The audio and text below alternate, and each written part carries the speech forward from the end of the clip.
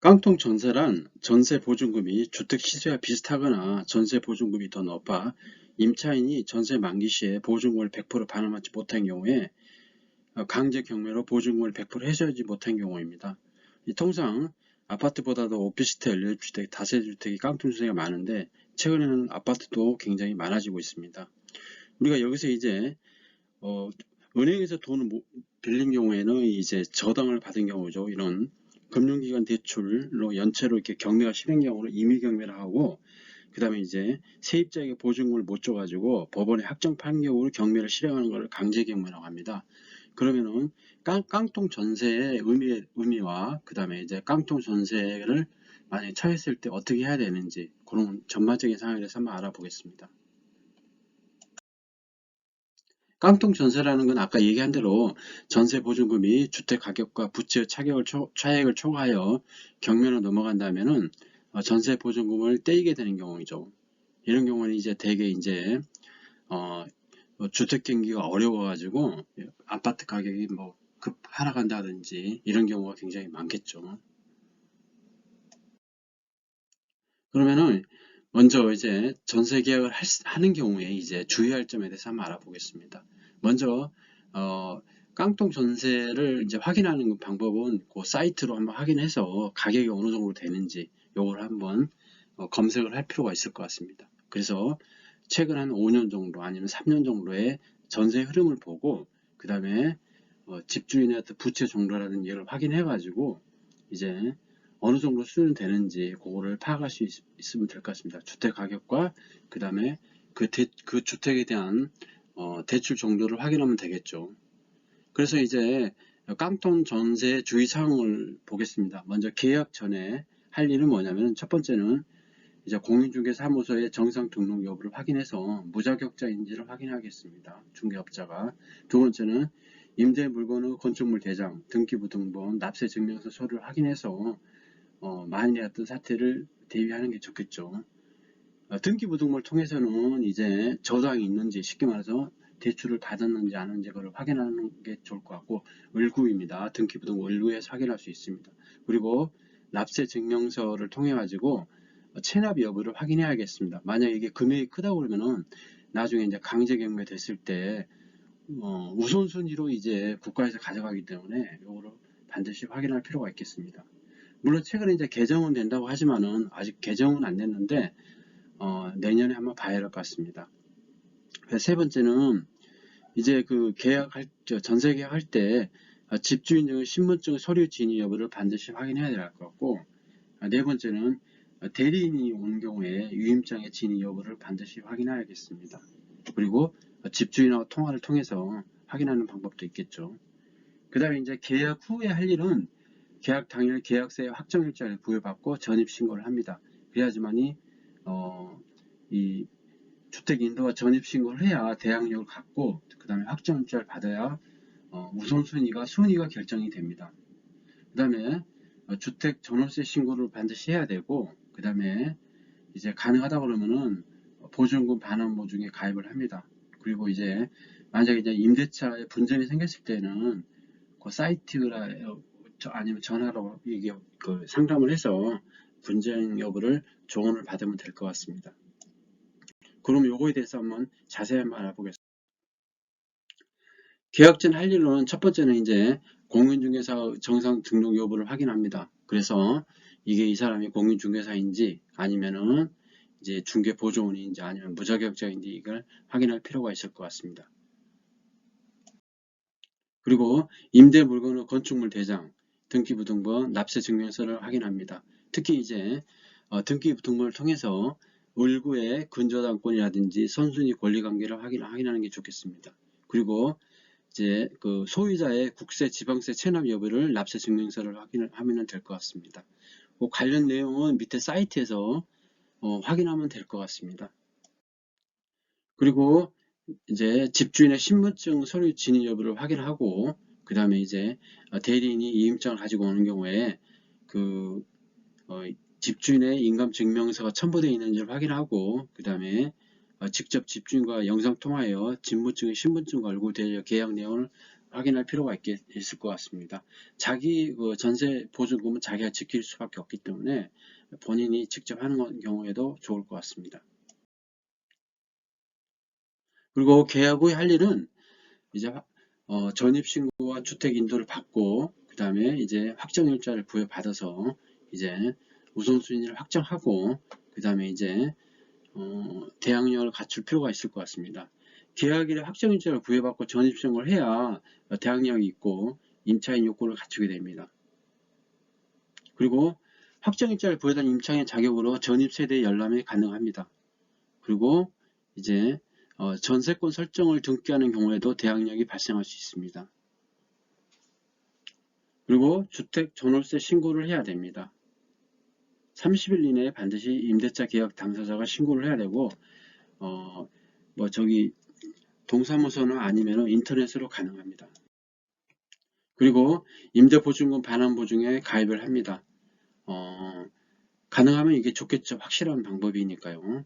그리고 만약에 이제 임대차 계약 만료 후에 보증금을 못 받는 경우에는 이제 임차권 등기 명령 신청을 해서 대항력과 우선 변제권을 유지하는 게 좋을 것 같습니다. 임차권 등기가 명령이 된다고 그러면은 이사를 갈 수 있습니다. 이사를 가도 그 권리가 보장을 받습니다. 그리고 주택임대차 분쟁 관련 상담을 이제 할 수 있겠습니다. 대한법률구조공단이라든지 아니면은 한국부동산원이라든지 아니면 경기도 같은 경우 경기도 무료보험 상담시 전화로 이렇게 전화를 해서 상담을 받으면 될 것 같습니다. 깡통 전세의 전세 사기 유형을 보겠습니다. 첫 번째는 이제 주로 빌라에서 발생하는데 전세 보증금을 시세와 같이 부풀려 가지고 이제 나중에 이제 불량 임대업자한테 명의를 넘기는 경우죠. 이 경우가 굉장히 많아지고 있습니다. 두 번째는 이제 다가구나 상가주택 등을 이제 공유중개사가 짜고 이제 모든 호실을 전세로 만드는 데 이제 경매로 넘기는 경우죠. 그 다음에 전월세 2중 계약하는 경우 있고 또 3중 계약하는 경우도 있습니다. 이 경우는 한번 읽어보시면 좋을 것 같습니다. 그리고 건물주인이 신탁사의 소유권을 넘긴 후 은행 대출을 받고 이제 전세 계약금을 이제 가로채는 경우죠. 그 다음에 이제 임대인과 임차인이 결탁해서 이제 전세 자금을 대출 허위로 받는 경우가 있습니다. 그래서 이 경우 6가지 경우를 꼼꼼히 한번 살펴보고 이제 깡통 전세 유형에 이게 전세 사기에 걸려드는 일이 없어야 할 것 같습니다. 참고로 경기도 부동산 거래 현황을 보겠습니다. 현재 이제 굉장히 부동산 경기 어려워가지고 굉장히 이제 거래가 매매 계약이 굉장히 적어지고 있습니다.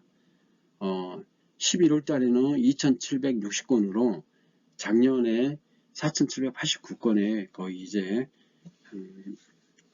절반 정도 이렇게 됐다고 이렇게 볼 수 있겠죠. 점점점 감소될 수밖에 없을 것 같습니다. 내년에는 기준금리가 더 올라가기 때문에 아무래도 내년 1년 정도는 어떤 매매 거래가 굉장히 적을 것으로 예상합니다.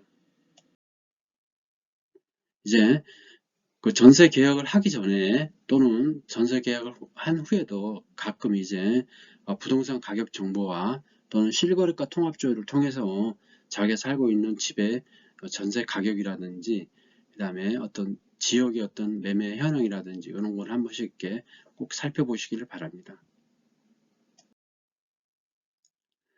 그러면은 이제 향후에 주택이 어떻게 될 건가 요거에 대해서 한번 간략하게 보겠습니다. 향후 이제 주택 가격의 변곡점은 이제 변곡점이라는 거는 이제 주택이 이제 상승할 건가 하락할 건가 이런 건 이제 변곡점이라고 하죠. 미분양이 증감한다든지 아니면은 금리 상승이 하락으로 돌렸다든지 아니면 주택 구입 부담 지수가 어떻게 되냐에 따라서 아니면은 한국 경제 침체되냐 아니면 호황이 있다나 이렇게 되어가지고 주택 가격이 오르든지 내리든지 그런 이제 변곡점이 될 것 같습니다. 그 변곡점이 현재는 이제 하락 쪽으로 틀었죠. 왜? 미분양이 증가되고 있고 금리가 상승되고 있고 주택 구입 부담 지수가 굉장히 높았죠. 그리고 한국 경제가 침체됐기 때문에 이제 주택 가격이 하락으로 꺾은 거죠.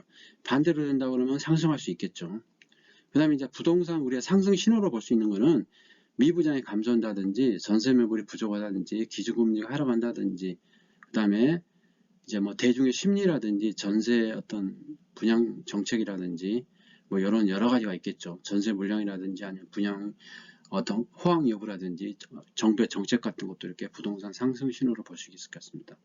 그래서 이제 서울 주택 구입 부담 지수가 130, 140 정도가 이제 주택 구입 적기로서 이제 서울 주택 구입 부담 지수는 분기마다 발표하는데 2분기에 204를 기록했습니다. 그 굉장히 셌죠. 주택 버블이 정점이 있지 않았나 이렇게 생각합니다. 130에서 140이라는 거는 서울 중간소득 가구가 주택담보대출 상환을 위해 소득의 30에서 38%를 사용한다는 겁니다. 그러면 주택 구입 부담 지수를 말씀드리겠습니다. 주택 구입 부담 지수는 중위소득 가구가 표준 대출로 중간 가격 주택을 구입할 때 대출 상환 부담을 나타내는 지수입니다. 그래서 한국주택금융공사에서 이제 분기별로 이렇게 발표하는데 서울이 이제 작년에 4분기에 199였는데 금년 1분기에 203, 2분기에 204였습니다. 그만큼 이제 굉장히 많은 비용을 이제 이자로 쓰고 있다는 거죠. 그러니까 원리금 부담에 쓰고 있다는 겁니다. 이게 굉장히 높다는 얘기는 굉장히 이제 그 버블이 좀 심했다는 거죠. 적정은 이제 120에서 뭐 130, 140 정도 이렇게 적당할 것 같은데 200대가 넘었다는 것은 굉장히 이제 우리가 버블로 볼 수 있습니다. 주택을 매수할 때 꼭 봐야 할 거는 이 주택 구입 부담 지수가 어떻게 되는가 이거를 한번 보고 의사결정을 해야 할 것 같습니다. 주택 구입 부담 지수는 이제 그걸 한번 읽어보시면 될 것 같고 2022년 2분기 서울 주택 부담 지수가 204라는 것은 서울 중간가격 주택을 구입하기 위해서 서울 중간소득 가구가 주택담보대출 상환을 위해 소득의 56% 사용한다는 얘기입니다. 쉽게 말해서 100만 원을 벌어가지고 56만 원을 이자라든지 또는 원리금 상환에 쓰고 있다는 거죠. 주택 구입 부담 지수를 보겠습니다. 서울은 이제 204인데 이제 경기도가 한 100, 뭐 20 이렇게 됩니다. 이게 이제 어떤 그 서울을 기준으로 아까 120에서 뭐 140 얘기했는데 지방은 훨씬 낮겠죠. 그러니까 요거는 이제 이 평균을 한번 보시고 뭐 2022년도, 2021년도, 2019년도, 2018년도 이렇게 쭉 한번 매년 이렇게 봐가지고 어느 정도가 평균 되는가 이걸 한번 보고 이제 한번 의사결정에 주택 매입할 때 의사결정에 참고를 하면 될 것 같습니다.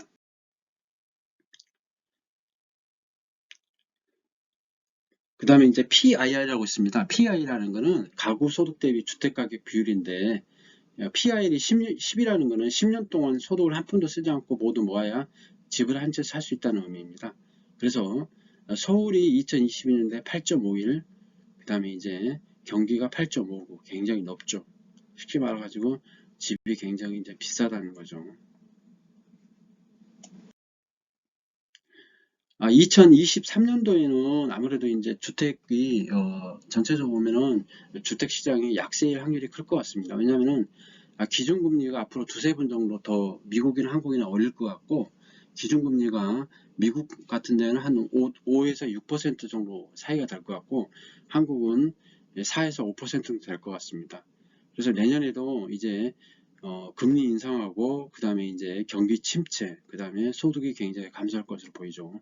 그리고 이제 특히 이제 그 가계대출이 어마어마하기 때문에 그 가계대출 부담이 굉장히 세질 것 같습니다. 그렇기 때문에 주택 가격이 향후에도 약세일 확률이 굉장히 크고 그 다음에 이제 하반기에는 주택이 이제 가격 조정보다는 이제 기간 조정이 될 것으로 이렇게 봅니다. 주택 가격 흐름은 올해하고 내년 상반기까지는 가격이 하락 조정이 예상되고 그 다음에 이제 하반기부터는 이제 기간 조정, 옆으로 기는 기간 조정이 예상됩니다.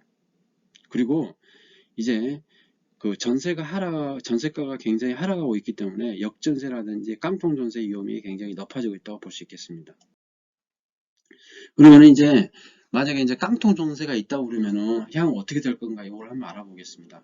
그러면은 그 최우선 변제권이라는 게 있습니다. 최우선 변제권이라는 거는 보증금액 일정액 이하인 소액 임차인을 보호하기 위해서 일정한 요건을 갖춘 소액 임차인은 보증금 중 일정액을 다른 담보권자보다 우선해서 해당 주택에 경매가 됐을 때 그 낙찰 금액의 2분의 1 범위에서 변제받을 수 있는 권리입니다. 쉽게 말해서 이게 이제 가장 우선적으로 이제 배당을 받습니다. 이게 이제 중요한 거는 이제 보증 금액이 일정액 이하입니다. 그리고 대항력을 갖춰야 되는데 배당 요구 종기까지 유지를 해야 되고, 그 다음에 이제 배당 요구 종기일까지 배당 요구를 법원에 신청을 해야지만이 최우선 변제 금액을 받을 수 있습니다. 지금 현재 이제 아까 얘기한 대로 깡통 전세라든지 아니면 전세 사기를 당하지 않기 위해서 첫 번째, 두 번째, 세 번째, 네 번째 요 절차에 따라 가지고 반드시 이제 확인을 해서 전세 계약할 때, 그리고 전세 계약 후에 이걸 반드시 확인해서 이렇게 해서 그래야지만 전세 사기라든지 아니면 깡통 전세 같은 거 여러 가지 거를 이제 자기 전세 보증금을 보호할 수 있겠습니다.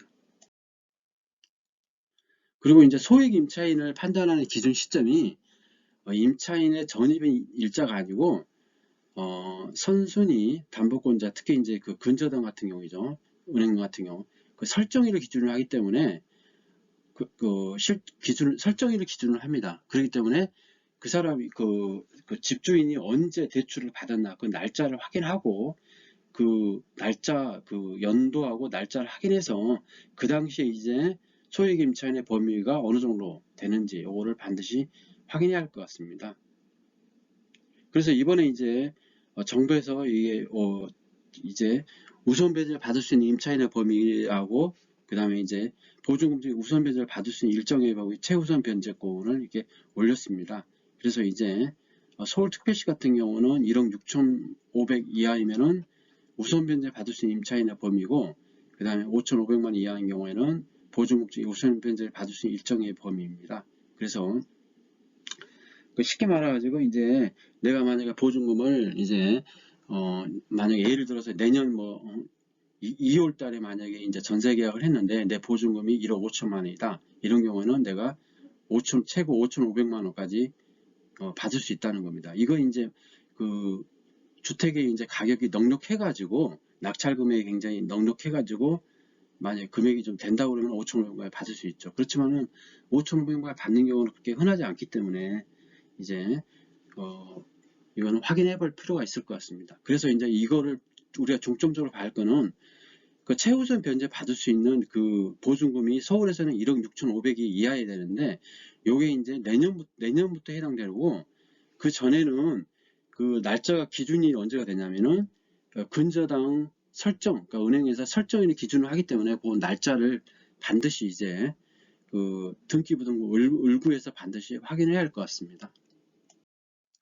그 다음에 이제 깡통 전세라는 거는 아까 얘기한 대로 이제 전세 보증금이 주택 시세보다 더 많거나 아니면은 이제 주택 시세 비슷해가지고 이제 100% 반환지 못한 경우에 이제 그런 경우에 이제 깡통 전세라고 합니다.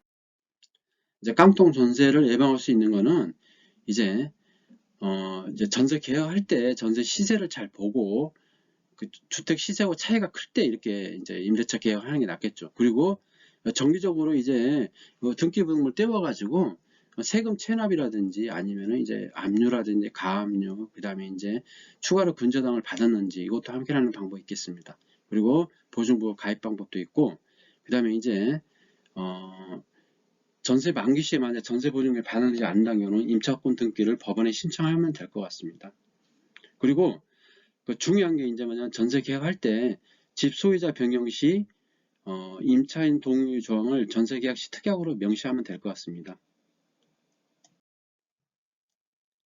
전세 계약 순서는 아까 말씀드린 대로 전세 시점에 전세 시세를 확인하고, 그 다음에 해당 주택 부동산의 등기등본을 을구를 확인하고, 그 다음에 전세 계약을 하고, 그 다음에 전세 계약일에 주택인도 및 전입신고 확정일자를 받아서 대항력을 확보하고, 그 다음에 이제 정기적으로 이제 부동산 등본을 교부하여 소유자 변경 및 추가 대출 여부를 확인할 필요가 있겠습니다.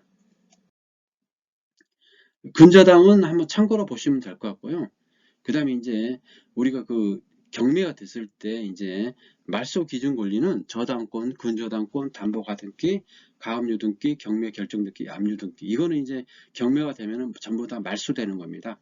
그래서 말소 기준 권리라는 거는 그걸 기준을 해서 이제 위쪽은 인수를 해야 되는 거고 낙찰되는 사람이, 아래쪽은 전부 이제 말소가 된다는 겁니다. 그렇기 때문에 말소 기준 권리를 꼭 볼 필요가 있을 것 같습니다.